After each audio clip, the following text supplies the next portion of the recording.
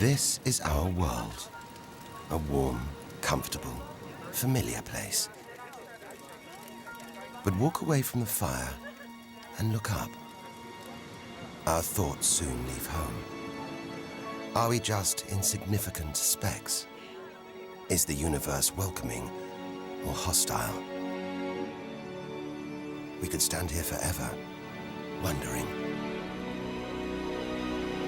Or we could turn our back on this beach, leave home, to see the universe from here to its edge, to discover its wonders, confront its horrors. Beautiful new worlds, malevolent dark forces.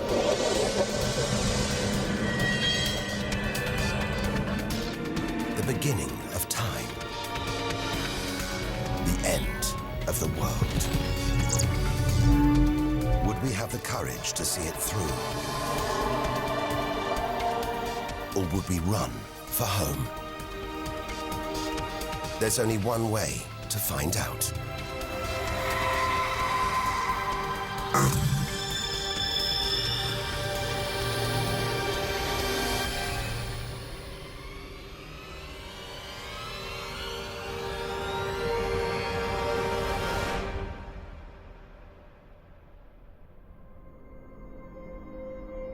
The edge of space, only 100 kilometers up, just an hour's drive from home. Down there, life continues. The traffic keeps moving, stocks go on trading, and Star Trek is still showing. Looks favorable enough at this point that the race should go.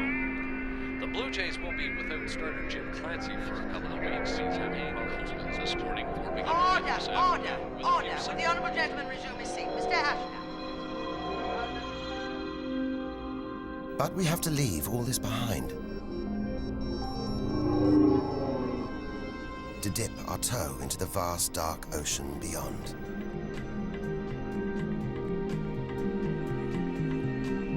Into the shallows. Not too far from home. Onto the moon.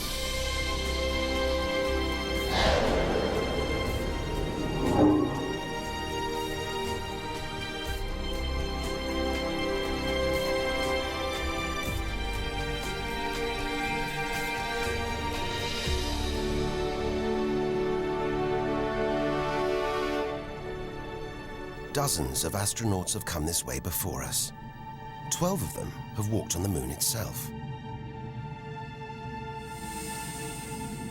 Just over 400,000 kilometers from home, 3 days in a spacecraft.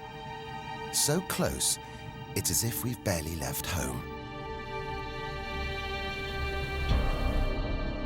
Familiar, safe, within sight of Earth.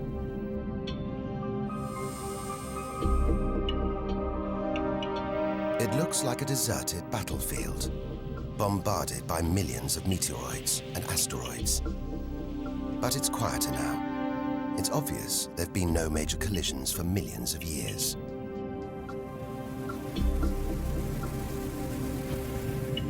This brings back memories. The Apollo 11 lunar module. Neil Armstrong's first footprints. Looks like they were made yesterday. There's no air to change them. They should survive for millions of years. Maybe longer than us.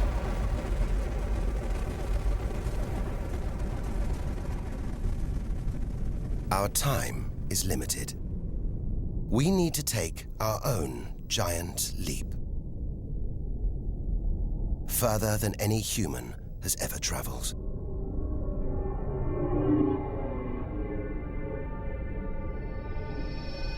Out of the darkness, a friendly face. The goddess of love. Venus. The morning star, the evening star. Sometimes she welcomes the new day in the east, others she says goodnight in the west. The planet's spectacular yellow clouds reflect the sunlight. That's why this is the solar system's brightest planet. A sister to our planet. She's about the same size and gravity as Earth. We should be safe here.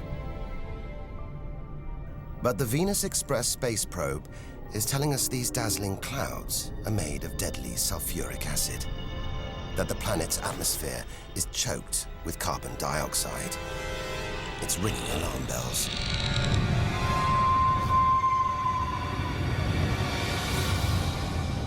Venus is one angry goddess.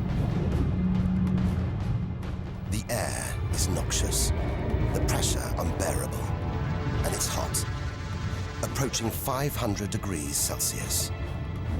Stay too long and we'd be corroded, suffocated, crushed, and baked.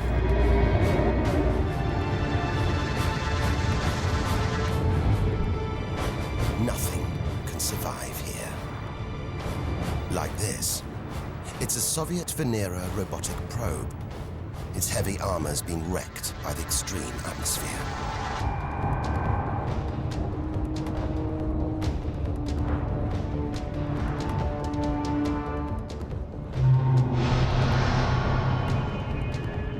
So lovely from Earth, up close, this goddess is hideous.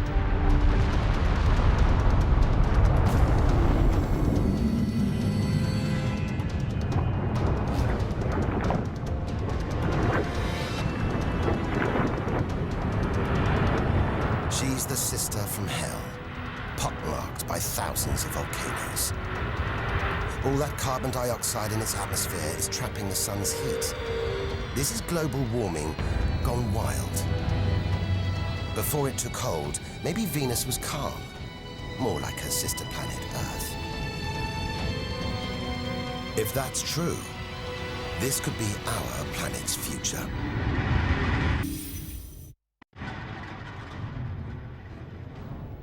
Beginning to think we shouldn't be out here, that we should turn back. But there's something hypnotic about the sun. Like Medusa, too terrible to look at, too powerful to resist, luring us onwards. On, like a moth to a flame. Dwarfed by, scorched by the sun, it's Mercury. Get too close to the sun, this is what happens. Temperatures swing wildly here. At night, it's minus 170 degrees. Come midday, it's 400 plus. Burnt, frozen, and look at those scars. A sign that Mercury had a violent past. The Messenger space probe.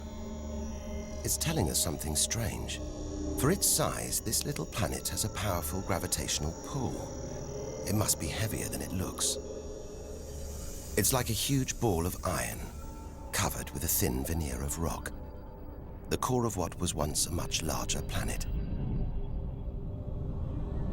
Maybe a stray planet slammed into Mercury, blasting away its outer layers in a deadly game of cosmic pinball. Whole planets on the loose, destroying anything in their path, even entire planets. And we're in the middle of it. Vulnerable, exposed, small. Everything is telling us to turn back. But who could defy this? The sun, in all its mesmerizing splendor. Our light, our lives. Everything we do is controlled by the sun, depends on it. And more than that, it's the Greek god Helios driving his chariot across the sky. The Egyptian god Ra, reborn every day. The summer solstice sun rising at Stonehenge. For millions of years, this was as close as it got to staring into the face of God. 150 million kilometers from home, a 20-year journey by plane. Switch it off, and it's so far away, we wouldn't know about it for a whole 8 minutes. It's so big, you could fit 1 million Earths inside it. So heavy, its gravity controls the entire solar system.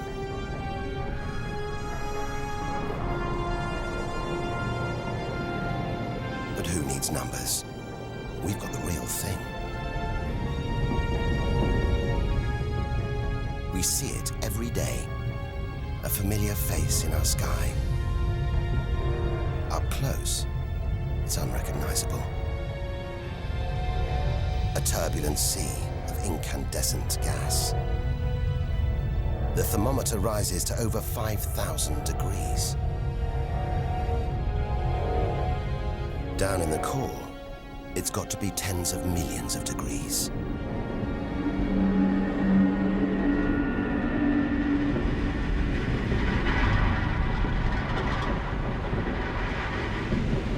Hot enough to trigger a nuclear reaction, turning millions of tons of matter into energy every second.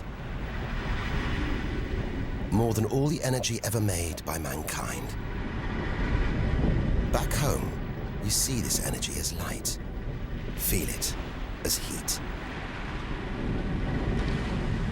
But up close, there's nothing comforting about the sun. It's so full of electrical and magnetic activity, it's bursting out in these huge incandescent gas loops called prominences. Each one releasing more energy than 10 million volcanoes. You could get the Earth through one of these loops and still have tens of thousands of kilometers to spare.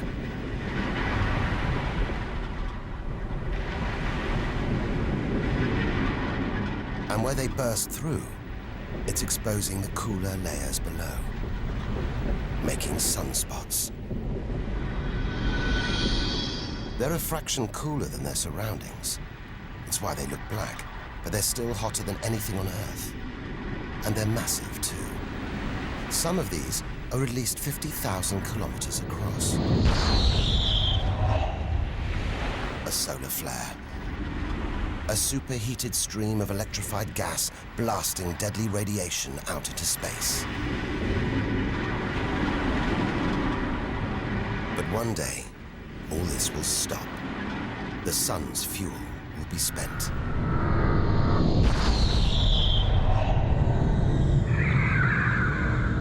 When it dies, that'll be it for the Earth as well. This God creates life and destroys it, demands we keep our distance.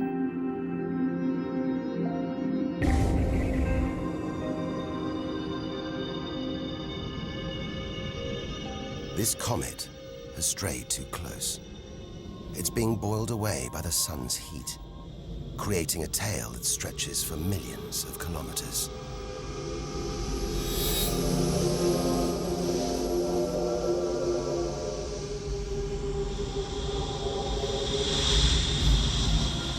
It's freezing in here. There's no doubt where this comet's come from. The icy wastes of deep space. But look at all this steam, the geysers and dust. It's the sun again, melting the comet's frozen heart. A kind of vast, dirty snowball, covered in grimy tar. Tiny grains of what looks like organic material, preserved on ice since, well, who knows when. Maybe even the beginning of the solar system. Say a comet like this crashed into the young Earth billions of years ago. Maybe it delivered organic material and water, the raw ingredients of life. It may have even sown the seeds of life on Earth that evolved into you and me.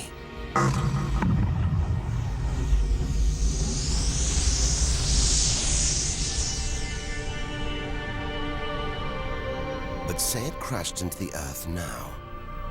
Think of the dinosaurs, wiped out by a comet or asteroid strike. It's only a question of time. Eventually, one day, unless we can find a way to protect ourselves, we'll go the way of the dinosaurs. The Earth is safe. For now. But if life on Earth was obliterated, we'd be stuck out here, homeless, adrift in a hostile universe. We'd need to find another home. Among the millions, billions of planets, there must be one that's not too hot, not too cold, with air, sunlight, water, where, like Goldilocks, we could comfortably live.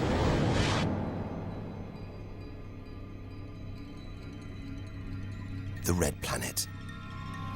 Unmistakably, Mars. For centuries, we've looked to Mars for company, for signs of life.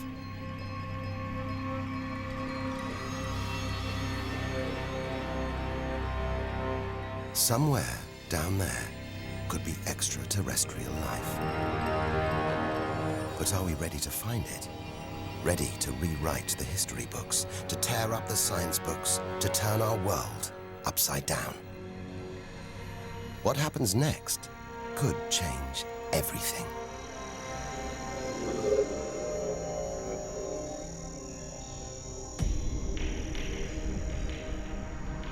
More than any other planet, Mars captures our imagination. Think of sci-fi films, comics. What follows? Martians. It's all just fiction, right? But what if there really is something here? If there is, it's living on a dead planet. The processes that make Earth habitable shut down hundreds of millions of years ago here. Red and dead. Mars is a giant fossil.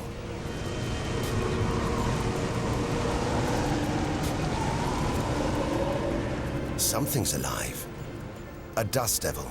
A big one. Bigger than the biggest tornadoes back on Earth. There's wind here. And where there's wind, there's air. Air that could sustain extraterrestrial life. But it's too thin for us to breathe. Full of choking carbon dioxide. There's nothing to protect Mars from the sun's ultraviolet rays. And it's cold. As low as -80 degrees, freezing water in the ground, at the poles, and even in the atmosphere, as snow.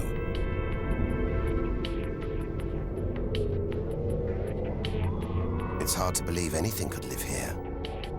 But on Earth, there are creatures that survive in extreme cold, heat, and even in the deepest ocean trenches. It's as though life is a virus. It adapts, spreads.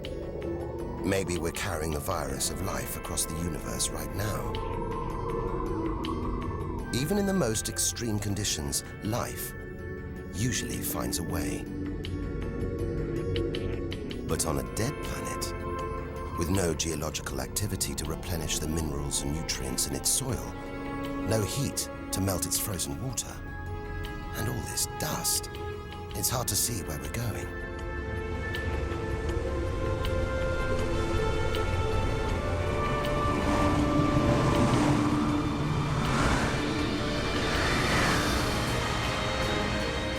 But we can't miss this. Olympus Mons, a vast, ancient volcano, 3 times higher than Everest. So wide, it would stretch almost all the way across Spain. Since its discovery in the 1970s, it's been declared extinct.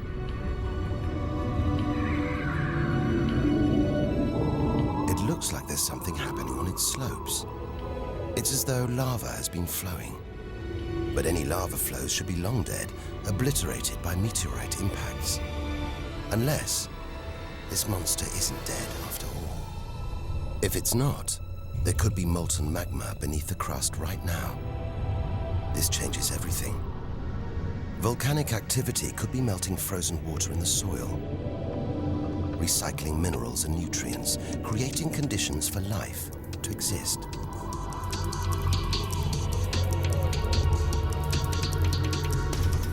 This makes the Grand Canyon look like a crack in the pavement. It goes on and on. So far, it would stretch all the way across North America. But look, signs of activity, erosion, and what looks like dried up riverbeds on the canyon floor.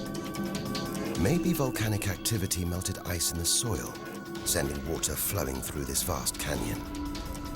Activity that we now know could still be melting ice, creating water. And where there's water, there could be life. If we can find running water, there's a chance we could find living creatures. Trundling across this desolate landscape, the NASA rover Opportunity. It's finding evidence that these barren plains were once ancient lakes or oceans that could have harbored life.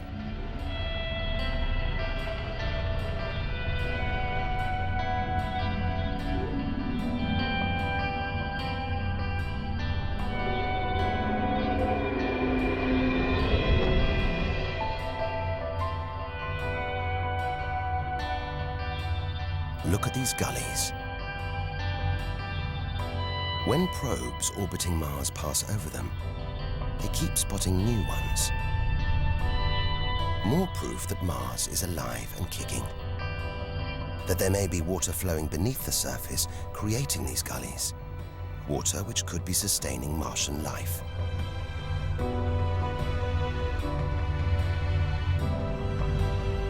Now all we have to do is find it. Unless we've already found it. Not on Mars, but on Earth. There's one theory that has life starting here before moving to Earth. The idea is that an asteroid impact blasted fragments of Mars, complete with tiny microbes, out into space and onto the young Earth, where they sowed the seeds of life itself. No wonder we find Mars fascinating. It could be our ancestral home. If it's true, it means we're all Martians. The Mars we thought we knew is gone, replaced by this new, active, changing planet. And if we don't know Mars, possibly the solar system's most studied planet, what else don't we know? There must be other secrets out there, waiting to be discovered.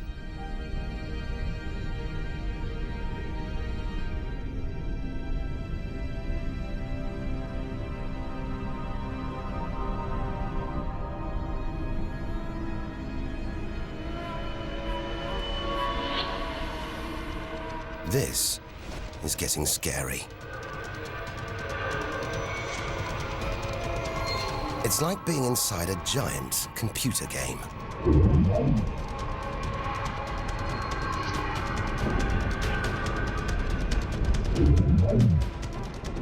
But these are all too real. Asteroids, some of them hundreds of kilometers wide. This one must be about 30 kilometers long. And look, perched on it, a space probe. Can't have been easy parking on an asteroid traveling at 80,000 kilometers an hour. It's a lot of effort to investigate some rubble. Rubble that regularly collides, breaking up and raining down on Earth as meteorites. Magical tokens, supernatural omens, and more than that. Turns out it was rubble like this that came together to make the planets, including our own.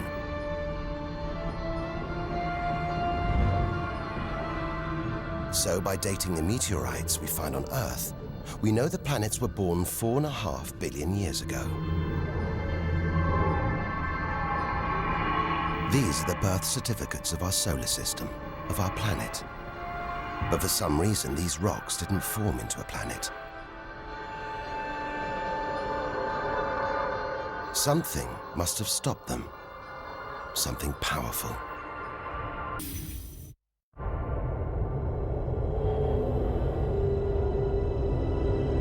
Jupiter. What a monster. At least 1,000 times bigger than Earth. So vast, you could fit all the other planets inside it. Something this big is going to have a major effect on its neighbors. Its gravity is stopping the asteroids from forming a planet. And just look at it. It's stunning. But up close, maybe things aren't quite what they seem. This huge planet is almost all gas. Land here, and we'd sink through its layers, maybe never hitting a solid surface. And Jupiter's good looks, the product of extreme violence. It's spinning at a huge rate, whipping up winds to hundreds of kilometers an hour, contorting the clouds into stripes, eddies, whirlpools. And this, the legendary Great Red Spot. The biggest, most violent storm in the solar system. At least 3 times the size of Earth. It's been raging for over 300 years. All those churning clouds have sparked an electrical storm. Just one bolt is 10,000 times more intense than any at home.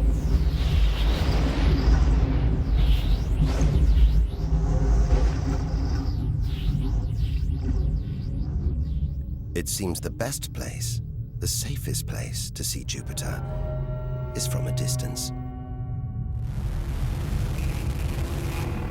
That's just beautiful, dancing round the poles like the aurora back home. But the Geiger counter is going wild. It seems even these are deadly, generated by lethal radiation pulled from space by Jupiter's powerful magnetic field.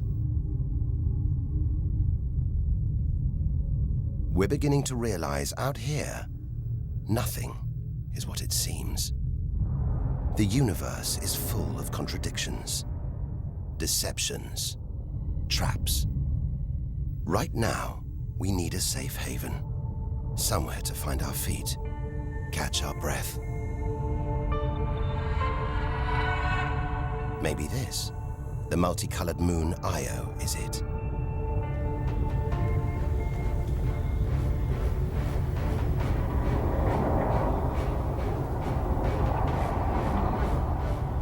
Those pretty colors, a molten rock, sulfur, volcanoes, spewing burning hot ash and sulfur hundreds of kilometers into the air. This is no safe haven. This is the most volatile place we've seen since the sun. Our magical journey to the edge of the universe is turning into a desperate flight. We've got to keep believing, hoping that amidst the dangers, there are wonders waiting to be discovered.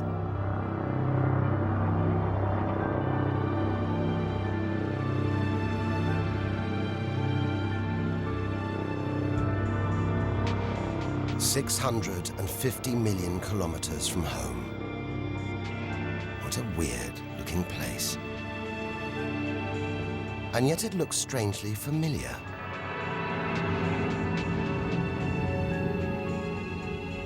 A bit like the Arctic with all that ice, all those ridges and cracks.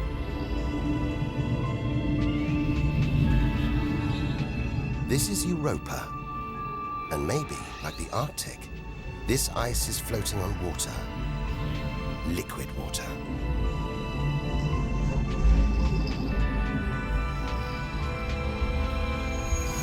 It's an intriguing thought. But we're 800 million kilometers from the sun. Surely Europa is frozen solid.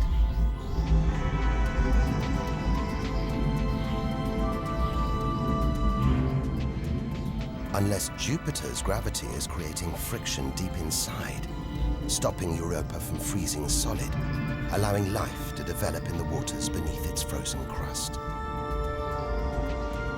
We might be meters away from aliens, from a whole ecosystem of microbes, crustaceans, maybe even squid. The only thing between us and the possibility of alien life, this layer of ice. But until we send a spacecraft to drill through the ice, Europa will remain one of the solar system's greatest mysteries.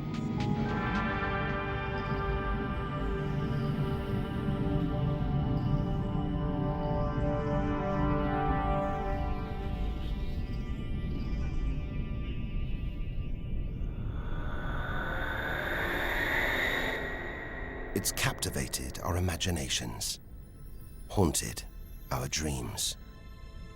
And here it is, spinning before our eyes. Saturn, the jewel in the solar system's crown. Seeing it makes everything we've experienced worthwhile. There's something magical about Saturn. A giant ball of gas, so light it would float on water. Its spectacular rings would stretch almost from Earth to the Moon, but they're just a few hundred meters deep. That's the Cassini orbiter. It's picking up ghostly radio emissions, probably generated by auroras around Saturn's poles. This is the real music of the spheres. And Cassini is telling us these rings are probably all that's left of a moon shattered by Saturn's gravitational pull. Incomparable beauty from total destruction.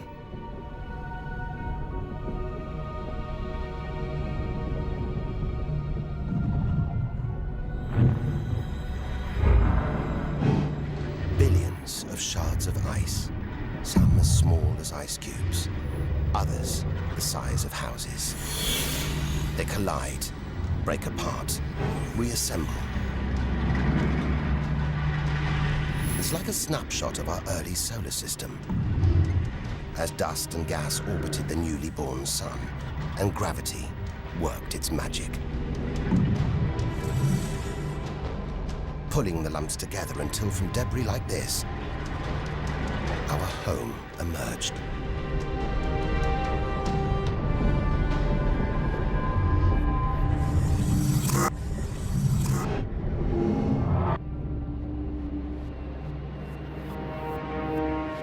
We could stay here forever, gazing at Saturn's seductive allure. But we have to drag ourselves away. We've got so much further to go, so much more to learn. Which isn't easy when the largest object in sight is this moon, wrapped in thick clouds. Titan.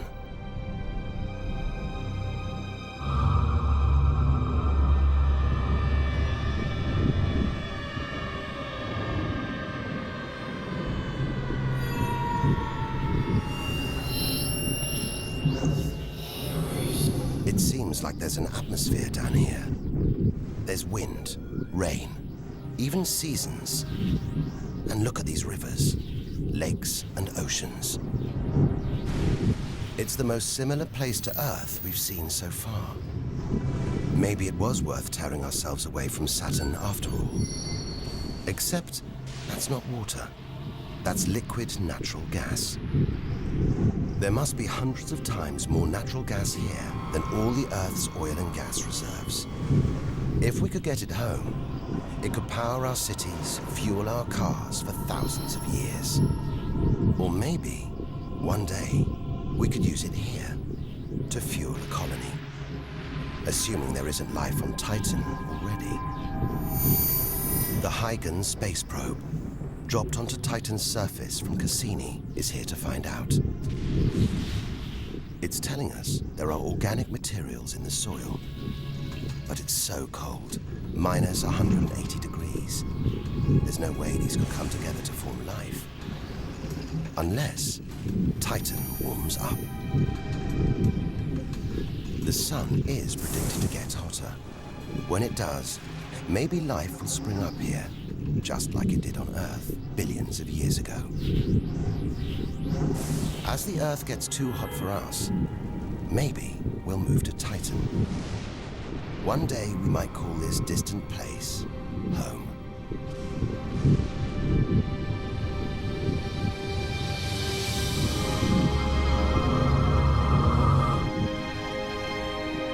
Home. We're at least 1 billion kilometers away now. Beyond this point, we lose visual contact with the Earth. We're standing on a cliff, looking out into the solar system's mysterious outer reaches. If we want to understand the universe, to reach its edge, we have to jump.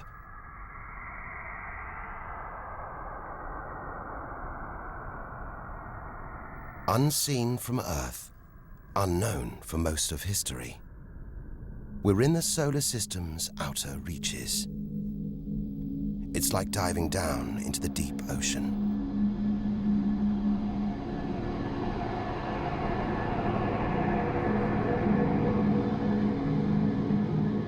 Those rings. It looks like Uranus has been tilted off its axis, toppled over by a stray planet.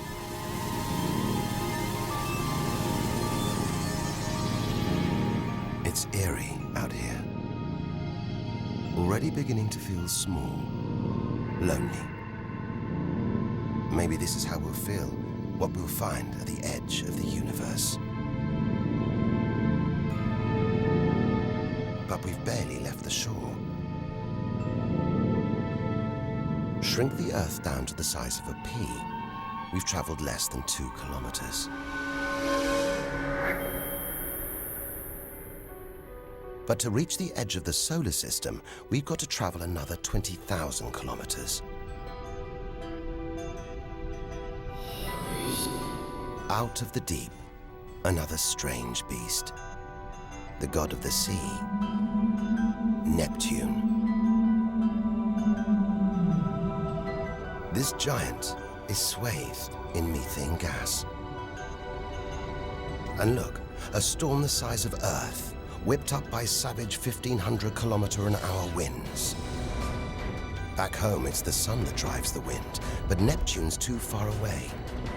Something else must be creating these ferocious winds, but nobody knows what. Our solar system is huge. It's alarming how little we really know about it.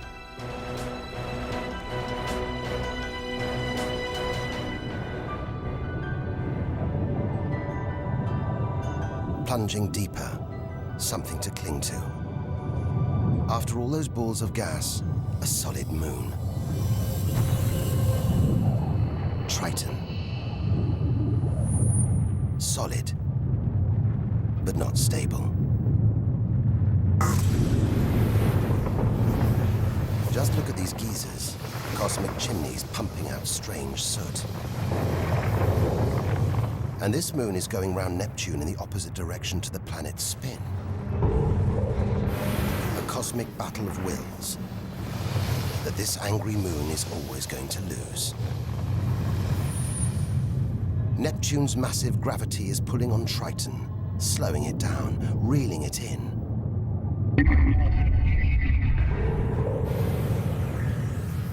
One day, it'll be ripped apart by Neptune. And that's it. No more moons, no more planets to see in our solar system. It's getting colder. We're getting further from the sun, slipping from the grip of its gravitational tentacles. But look at all this. It's not a void. It's teeming with frozen rocks, icy spheres, like Pluto. Until recently, it seemed Pluto was alone. Beyond it, nothing. We were wrong. More frozen worlds. Discoveries so new, nobody can agree what to call them. Plutinos, ice dwarfs, cubanos. Whatever the name, the implications are the same. Our solar system isn't the neat model we thought it was. Over 13 billion kilometers from home, the most distant thing ever seen to orbit the Sun, another small, icy world called Sedna, discovered in 2003. Its orbit takes 10,000 years and sends it 130 billion kilometers from the Sun. Hang on, there's something else out here. 16 billion kilometers from home, the space probe Voyager 1. If it wasn't for this bundle of aluminium and antennae, we'd have no images of the giant planets, no clue about their strange moons. It's traveling 20 times faster than a bullet, sending messages home.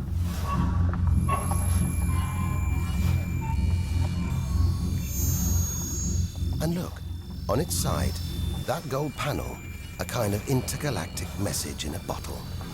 There's a greeting recorded in different languages.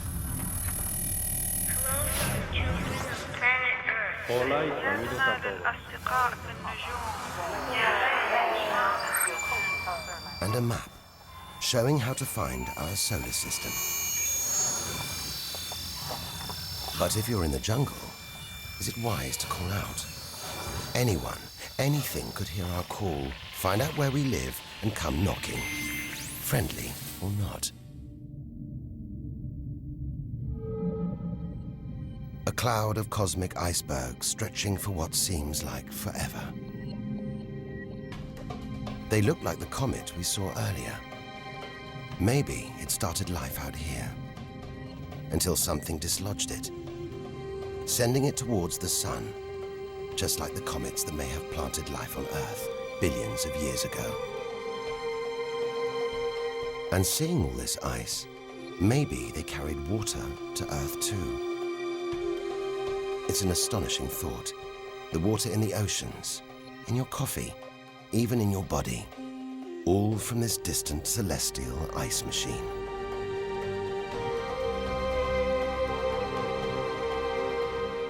We're 8 million, that's 8 trillion kilometers from home. But in reality, this is only a baby step. Ahead, trillions of kilometers, billions of stars. This is it. Time to stop looking in and start looking out. To step out into the big, wide universe. Into interstellar space.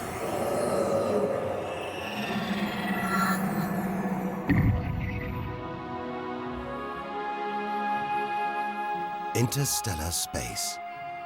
Far beyond our solar system. What a view. Billions of stars like our own sun, many with planets, many of those with moons.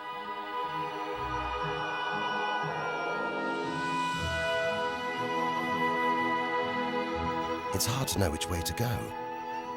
There are infinite possibilities in every direction. Whichever way, we're going to need a serious burst of acceleration.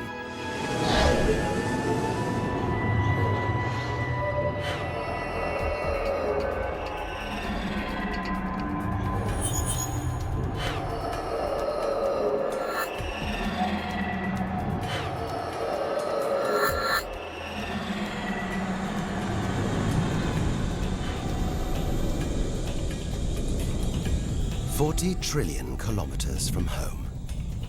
150,000-year ride in a space shuttle. And we've only just reached the first solar system after our own. Alpha Centauri. Not one, but 3 stars. They're spinning around each other, locked in a celestial standoff. Each star's gravity attracting the other, their insane orbital speed keeping them apart.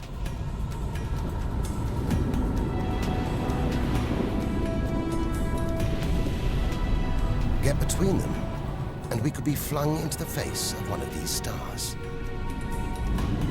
Vaporized, trillions of kilometers from home. So far, the kilometers are becoming meaningless. We're going to have to talk in light years. A beam of light takes 1 year to travel 10 trillion kilometers. So 40 trillion kilometers is 4 light years from home. It's crazy. Distances so vast, they're almost beyond comprehension.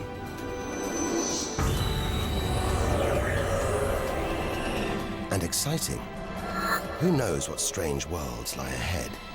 What we'll discover when, if we reach the edge of the universe.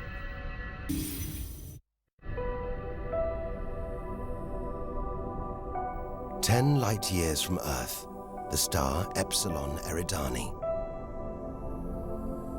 What spectacular rings of dust and ice, and somewhere in there, planets forming out of the debris, being born before our eyes.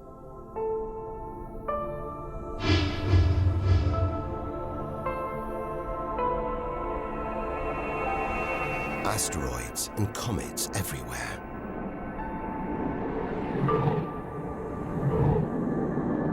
We could almost be looking at our own solar system billions of years ago, with comets delivering organic molecules, water to these young planets, kick-starting life just as they may have done on Earth.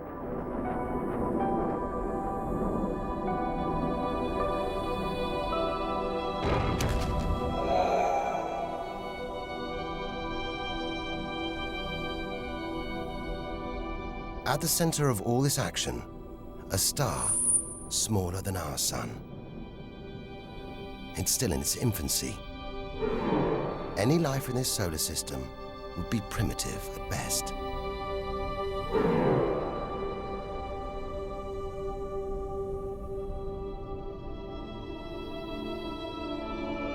There must be more mature, developed solar systems out here, but finding them is like looking for a needle in a cosmic haystack.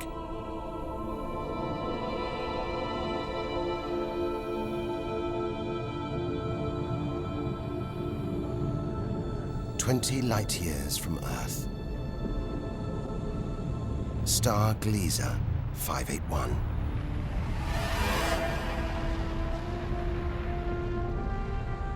It's about the same age as our sun.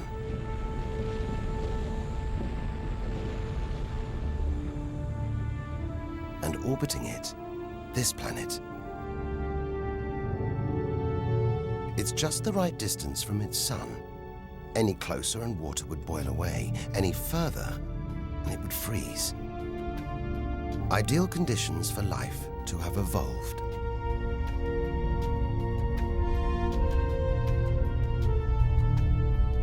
And if comets have struck, delivering water and organic materials, then life, complex beings like us, even civilizations like our own, could be down there, right now.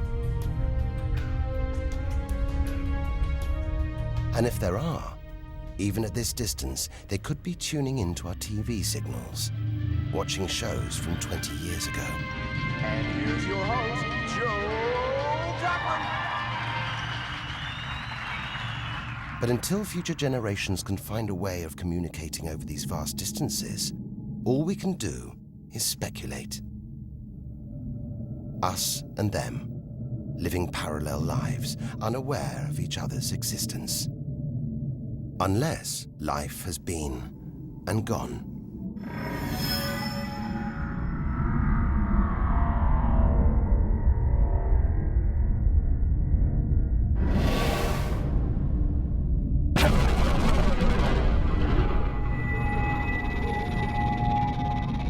That's the problem with comets. They're creators and destroyers. As the dinosaurs found out the hard way 65 million years ago. This is the needle in the cosmic haystack, the closest we've come to a habitable solar system like our own. But it's a chance encounter. There could be hundreds, millions more solar systems like this out here. Or none at all.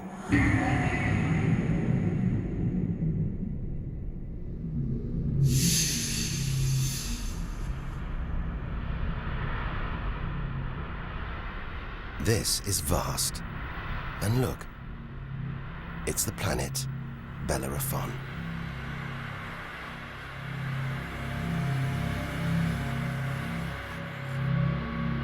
So close to its own sun, it's a miracle it was discovered at all.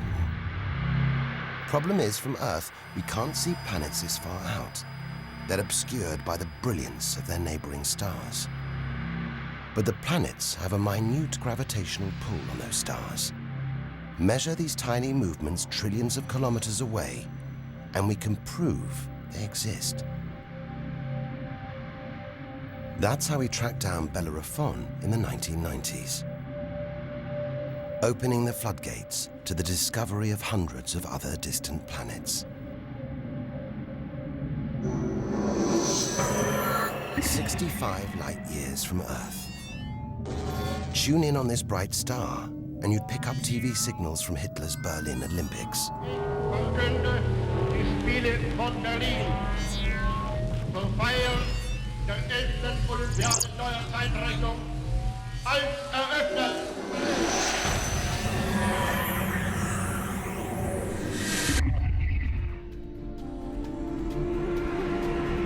Twin stars. It's Algol, the demon star, feared since ancient times on account of its sinister behavior. From Earth, it appears to blink as one star passes in front of the other. Up close, it's even stranger. One star has expanded into the gravitational pull of the other. It's being sucked towards it. Almost 100 light years from home. Listen. One of the first ever radio broadcasts. Just a faint whisper. We'd appreciate it if anyone hearing this broadcast would communicate with us. We are very anxious to know how far the broadcast is reaching. And then silence. From here on out, it's as if Earth never existed. Any aliens living beyond here will have no idea we're there. It feels like a lifetime ago we stood on that beach, looking up at the sky, wondering where and how we fitted in. It's time to appreciate the wonders we're seeing, not just for what they tell us about our own world.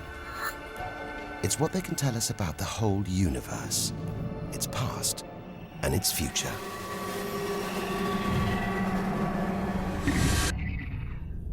Deep inside our galaxy, the Milky Way, a vast celestial library, each star a book with a story to tell. It's all here, waiting for us to lift the cover. The seven sisters, daughters of the ancient Greek god Atlas, transformed into stars to comfort their father as he held the heavens on his shoulders.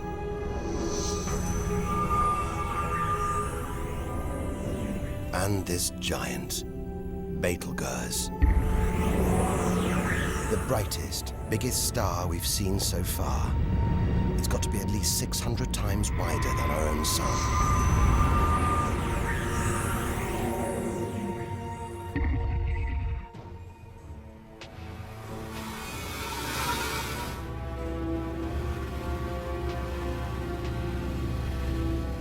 But this, it's not a star. Not a planet. Not like anything we've ever seen.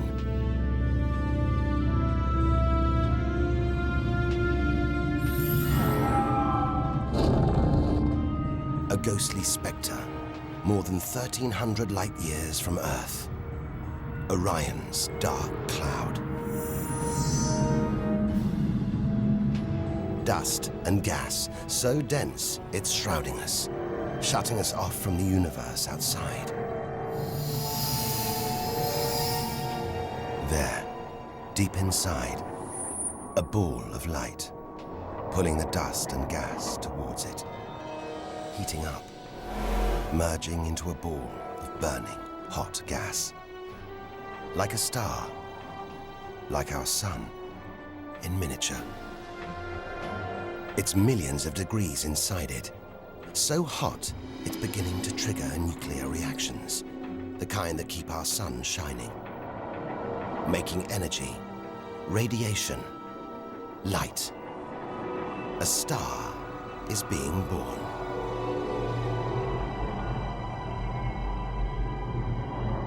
Or rather, stars.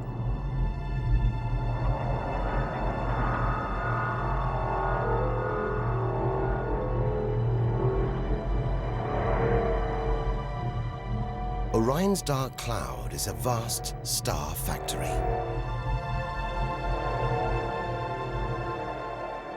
We're witnessing the birth of the future universe.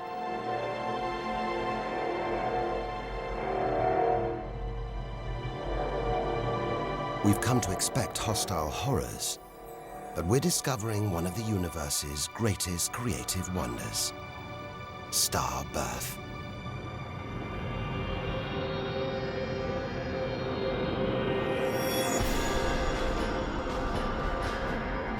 Perhaps we spoke too soon.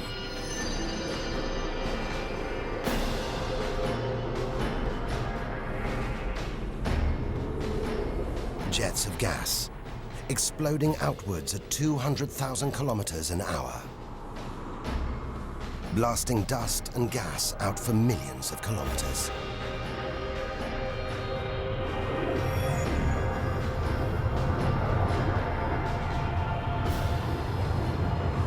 It's unbelievably violent, but look at the results. It's beyond words. Nebula, vast glowing clouds of gas hanging in space. With no wind out here, they'll take thousands of years to disperse. They seem to be forming a vast stellar sculpture. It makes you realize nature is more than a scientist, an engineer. It's an artist on the grandest of scales. We've seen some strange sights, but this is a masterpiece. A giant horse's head rearing up in space. Stars are born, grow up, and then what? Do they die? Do they slip quietly into the night, or go out with a bang?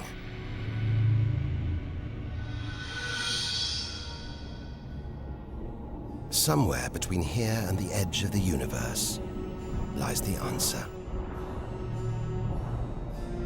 Nearly 4,000 light years further, luminous clouds suspended in space, encircling what was once a star like our own sun. All that's left of it are these brightly colored gases. Elements formed by nuclear fusion deep inside the star, released into space on its death. Green and violet, hydrogen and helium, the raw materials of the universe. Red and blue, nitrogen and oxygen, the building blocks of life on Earth. For us to live, stars like this had to die. The oxygen in our lungs, the nitrogen in our DNA, it was all produced by nuclear fusion in stars that died long before the Earth was even born. We are made of stellar nuclear waste. Our family tree begins here.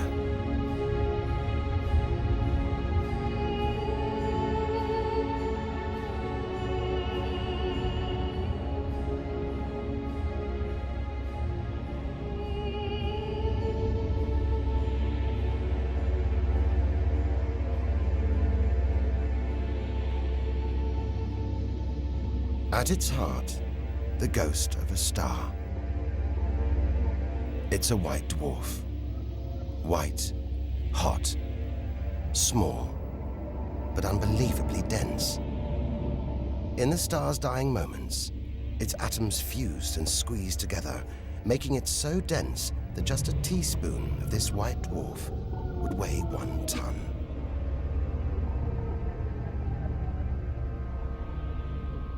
It's a chilling premonition of our sun's fate. 6 billion years from now, it'll become a white dwarf. Its death will herald the end of life on Earth. It makes you wonder how many other worlds have been and gone. Stories left untold. Celestial books lost forever.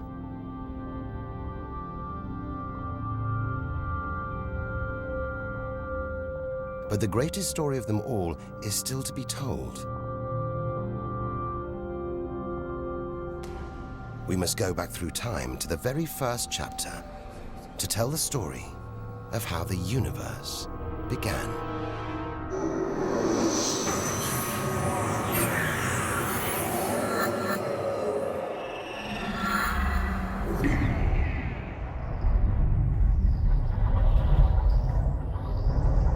The scattered remains of a dead star. A nebula, the Crab Nebula. We're 6,000 light years from home, deep inside a stellar graveyard. We've learned so much, seen things we'd never have believed possible. Now, sights like this, wonders once beyond imagination, we take in our stride. We're ready. Ready to face whatever lies ahead. Determined to reach the edge of the universe. It looks dead, but maybe this is just the calm after the storm. After a massive explosion. Powerful enough to turn a huge star into a cloud of dust and gas. A supernova.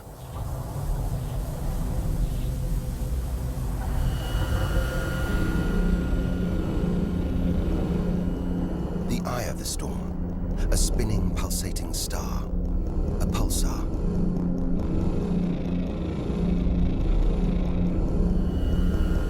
Gravity must have squeezed the giant star's core down to this. It's just 20 kilometers across, unimaginably dense. One pinhead of this would weigh hundreds, maybe millions of tons. As it shrank, like a figure skater spinning on the spot, arms outstretched, then pulling them in, it began to spin faster. Two beams of light, energy, radiation, spinning 30 times a second, powering the huge cloud of dust and gas. There's so much radiation here, more even than on the sun.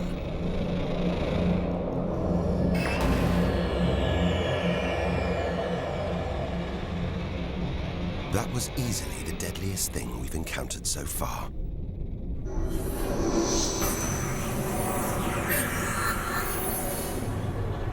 Once, it would have terrified us.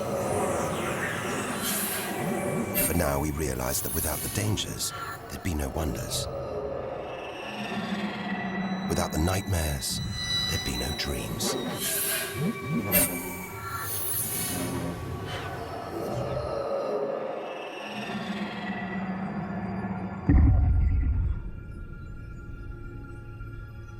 Getting a strange sensation. A feeling, as though there's something bad out here. A malevolent presence. The one thing we didn't want to encounter. Impossibly black, blotting out the stars behind it. We are staring into the face of extinction. The remains of a giant star. A black hole. Instead of contracting to a white dwarf or a pulsar, it just kept on going. Shrinking until it got so small it's just a few kilometers across. Far denser than a pulsar and impossible to resist.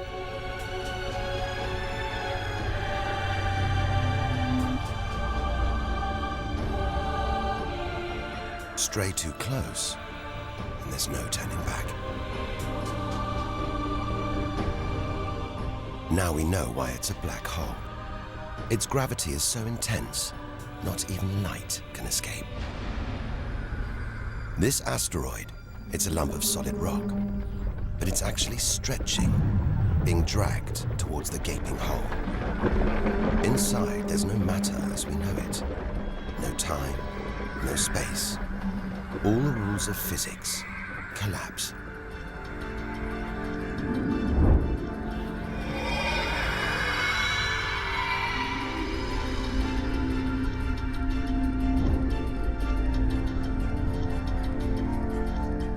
The asteroid is gone. Truth is, nobody really knows where. We're looking at the limit of human understanding.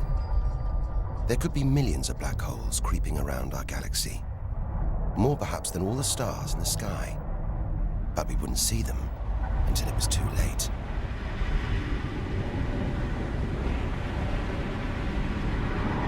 Like this star, spiraling, disappearing down an invisible plug hole.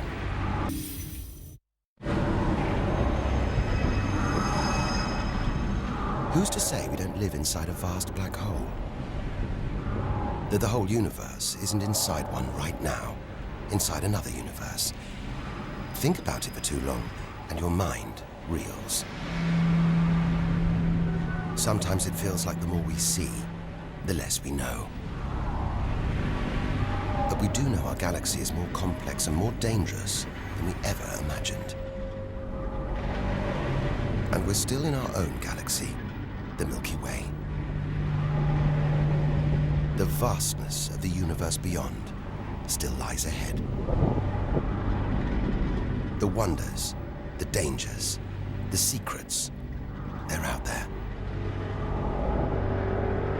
But first, we've got to find a way out of the Milky Way.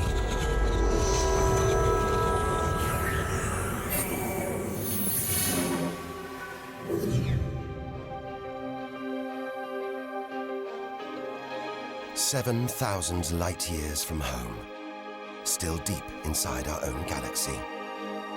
It's as though we're in a forest thick with trees, each so beautiful, so fascinating. It's impossible to look beyond, to see the bigger picture. We have to find a way through, reach the clearing at the galaxy's edge. Only then can we begin to understand where it and we all began. But faced with sights like this, it's hard to leave. A colossal glowing cloud topped by these great towers of dust. The pillars of creation. Like a gateway into the far galaxy. Both pillars studded with tiny protrusions. Embryonic star systems. Each one the size of our solar system. Another monument to nature's astonishing creativity. We have to ignore its captivating beauty, its siren song, tear ourselves away, in order to carry onwards towards the edge of the galaxy.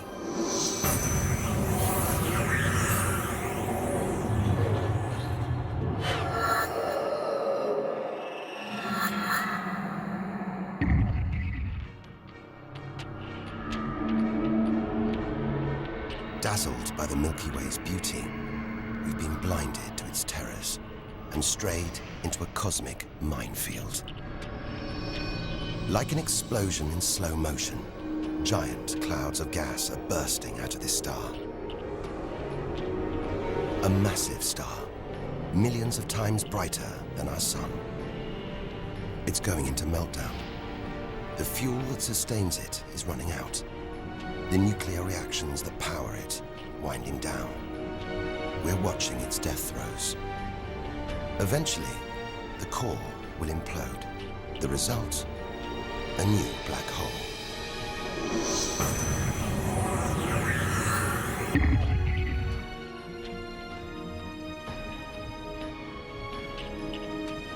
An even bigger, dangerously unstable star. But this one's about to explode. And when a star this big dies, it's 100 times more violent than a supernova. Somehow we've stumbled into the most violent star death imaginable. A hypernova.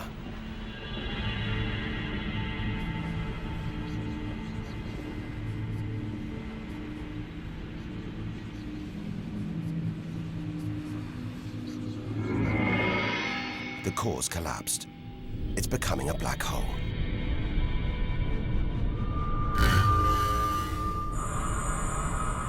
And that's the shockwave, surging through the star, ripping its outer layers into space.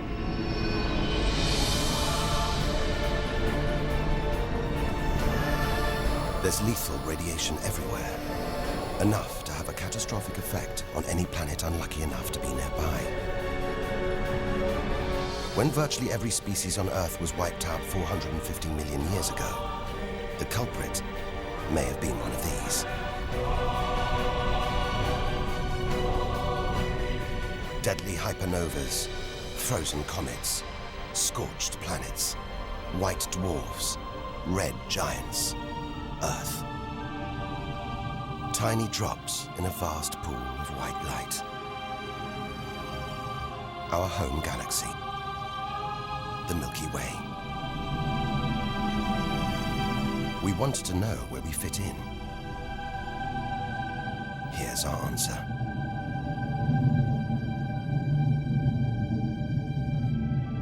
Civilizations, past and present. Everyone that's ever lived. The smallest bug, the highest mountain. All of it. Invisible. Not even a tiny speck.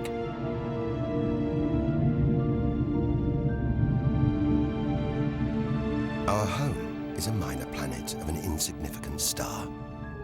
If it disappeared right now, who or what would even notice? And yet, so far we found nowhere else we would rather live. Nowhere we could live.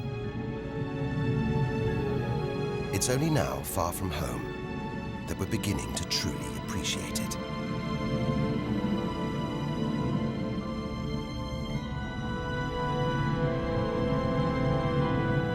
Look at all these stars. Hundreds of thousands of them. Surely one of these, more than one, must be capable of supporting life.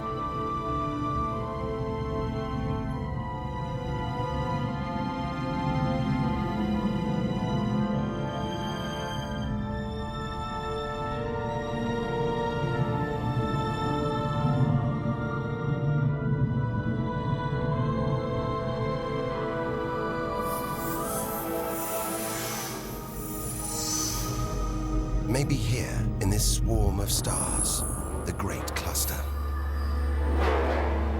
Back in the 1970s, astronomers sent a message in this direction, detailing the structure of our DNA and our solar system's location. But it's so far from home, the message won't arrive for at least another 25,000 years. We haven't found alien life yet. But neither have we found any reason to believe it isn't out here, somewhere. There's an equation, devised to estimate the number of other advanced civilizations. Crunch the numbers, and the result is shocking.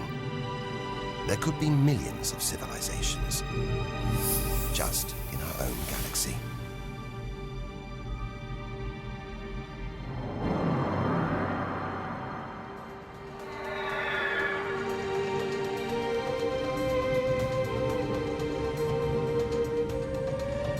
Everything we have seen so far is inside the Milky Way. Now here's our chance to see other galaxies, to glimpse the even bigger picture, and perhaps to answer the ultimate question: where does all this come from? We are now ready to leave our solar system, our galaxy, and enter intergalactic space.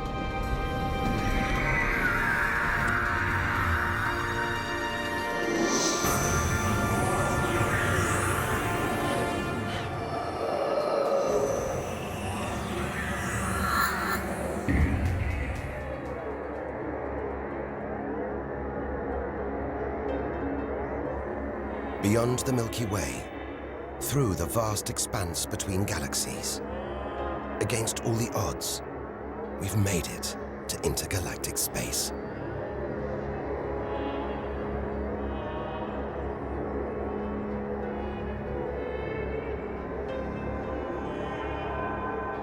Out here, there's no horizon in sight. Even the closest galaxies are millions of light years away. The remains of galaxies ripped apart by the Milky Way's huge gravitational pull. Scattered through, nothing.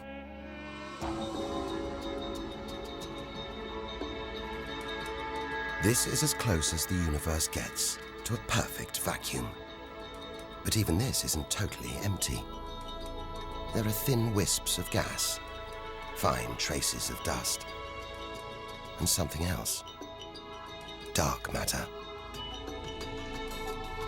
So mysterious we can't see it, feel it, taste it, touch it, or even measure it. Yet so common, it could make up over 90% of all the matter in the universe. If dark matter does exist, it means there's no such thing as empty space. Even out here, we're surrounded by matter. We only know it exists because of the strange hold it exerts on galaxies, like this one, the Large Magellanic Cloud.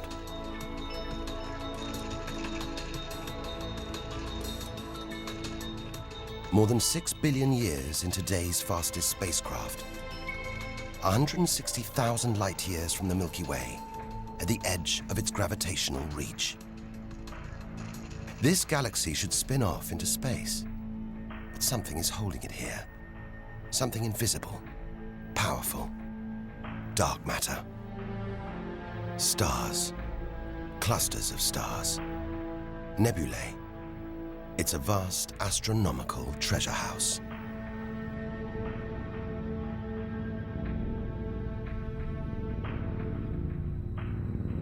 But look at this. It's like a string of gleaming pearls. It's a fireball, expanding out from what must have been a massive explosion, a supernova. So bright that when light from the explosion reached the Earth in 1987, it was visible with the naked eye. And so violent, it triggered a string of nuclear reactions, forcing atoms together, creating new elements. Gold, silver, platinum, blasting them out into space.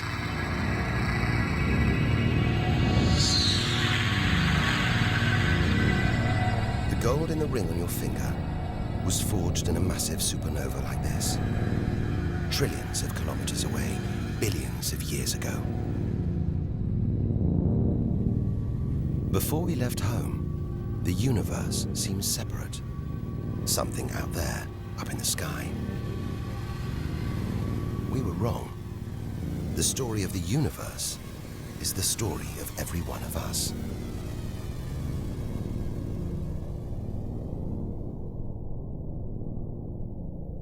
It's comforting to remember as we venture through this abyss. Further and further. Faster and faster.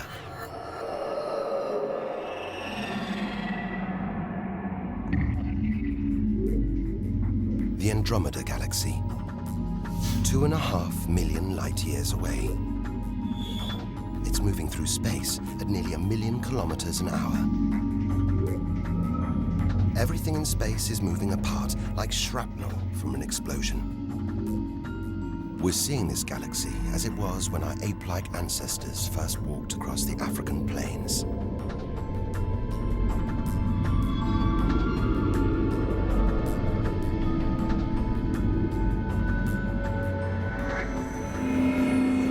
We go further through space and further back in time. This doesn't look right. A whole galaxy exploding. The only thing large enough to cause an explosion on this scale has to be another galaxy. It looks like the end of the world, but we've seen enough to know things are never that simple.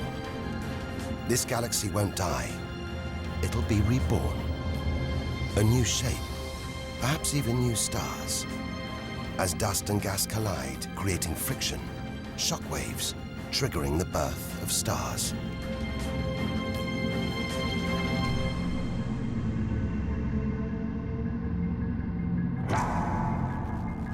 There's order in this chaos, a pattern behind the infinite variety. an endless cycle of birth and death, creation and destruction. It's a pattern woven through the vast fabric of space that binds each of these galaxies. There are billions of galaxies in the universe, each with billions, even trillions of stars. Possibly more stars than there are grains of sand on all the beaches on Earth. And all of these are just the stars that exist now. What about the stars that have been and gone? All the stars being born, yet to be born. We're finally beginning to see the big picture, and it's grander than we ever imagined. This galaxy, the huge pinwheel galaxy, is so far from Earth that if we send a message home now, it'll take 27 million years to get there. Who knows whether our species, our planet, will still be around to receive it? Most likely not.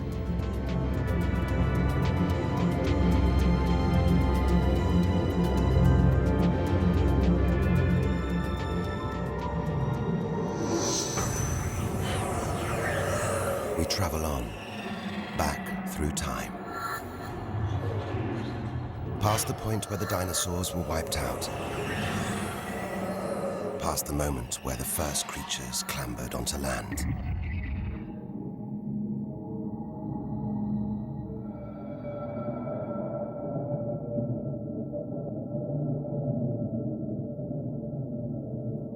"2 billion light years from home.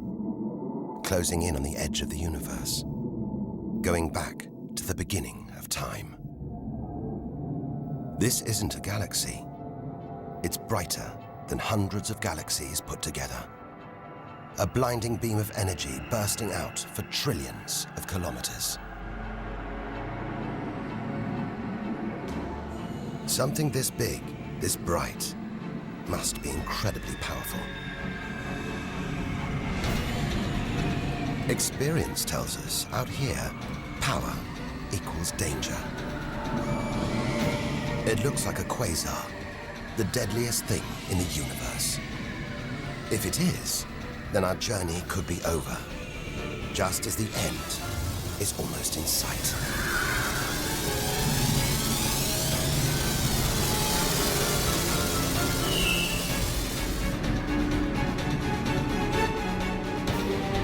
The deadliest, most powerful thing in the universe.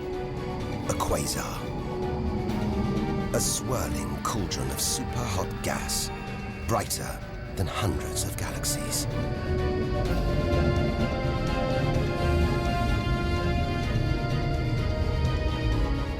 The source of this awesome power lies deep inside the heart of the beast. A heart of darkness. A supermassive black hole, as heavy as 1 billion suns.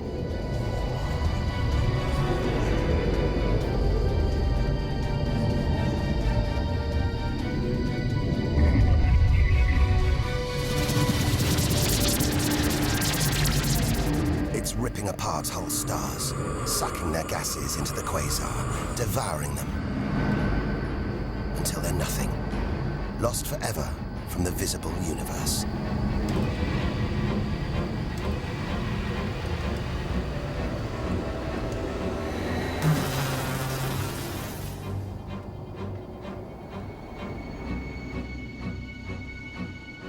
We've seen the worst the universe can throw at us, the most powerful and destructive forces the universe produces.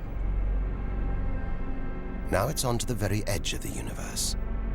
It's almost within reach.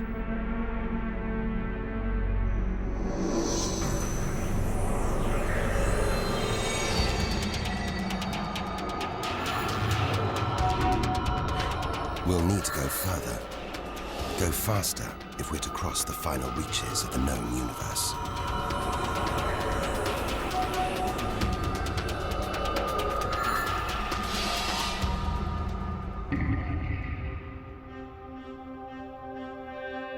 "8 billion light years from home. More galaxies. But these look different. Ragged, small, close together. We're so far back in time, we're seeing these galaxies as they were before the Earth was even born. They're still young, still growing. We're getting closer to where and how it all began. 12 billion years ago.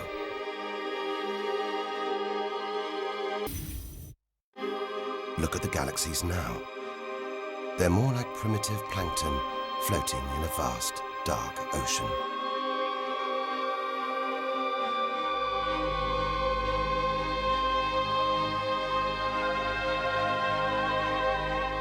It's magical.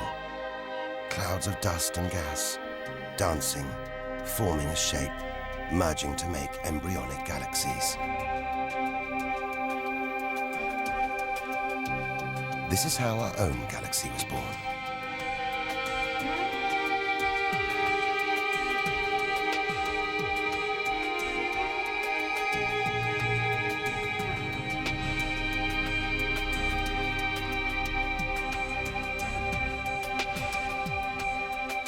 They're disappearing.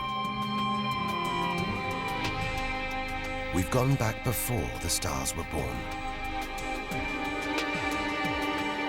Into a cosmic dark age. And before that, light. The afterglow from a massive explosion. The explosion which created the known universe.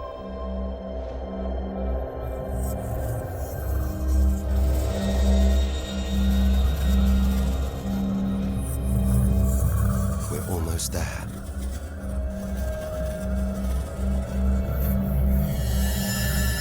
This is it.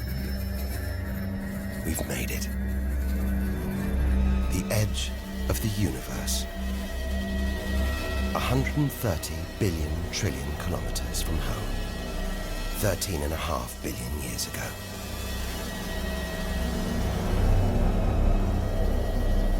The very instant of the Big Bang. The most violent, most creative moment in history. Everything that's ever happened follows from this moment.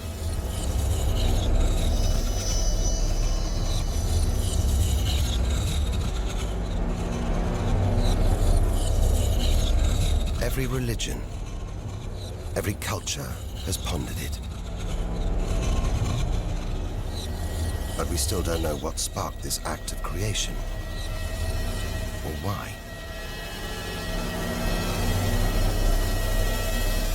This is where our journey ends, and the universe begins.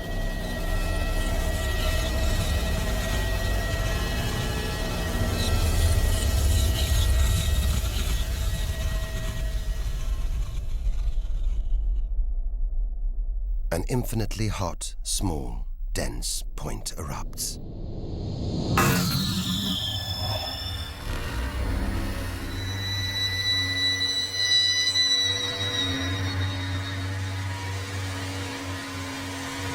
Creating space, time, matter, our universe itself.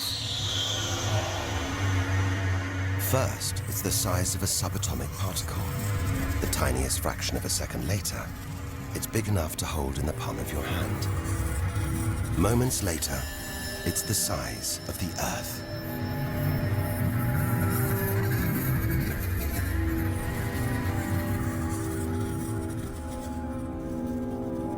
Today, the light from the Big Bang is still spreading out as a hiss of radio static.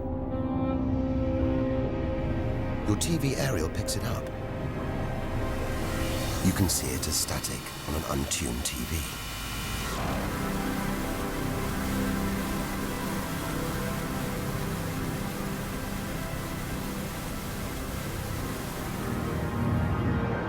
We go on, forwards through time, riding the blast wave. All the things we've seen on our journey are sparks flying out from the Big Bang. Galaxies, stars, planets, all just debris.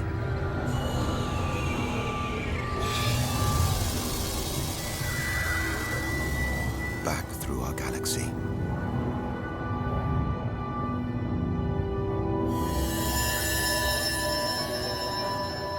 Our solar system. Until we reach another cooling cinder, swirling in the afterglow of the Big Bang. The Earth.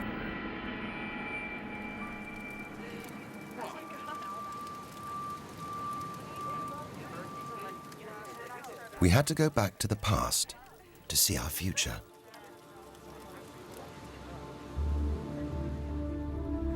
Three billion years from now, the vast Andromeda galaxy smashes into our own. A new galaxy is born.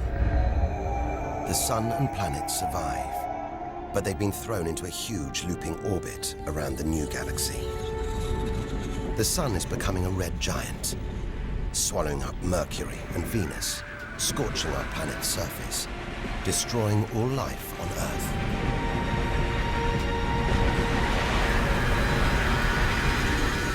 The sun dies, shrinking to a white dwarf. Neighboring stars are dying too, being replaced by white dwarfs, pulsars, black holes. The lights are going down on the galaxy.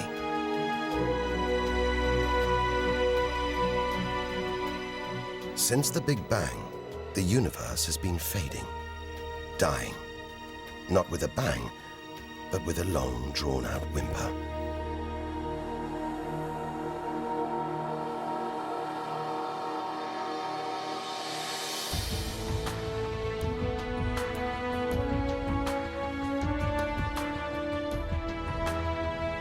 But there could be a way out, an escape route from our dying universe.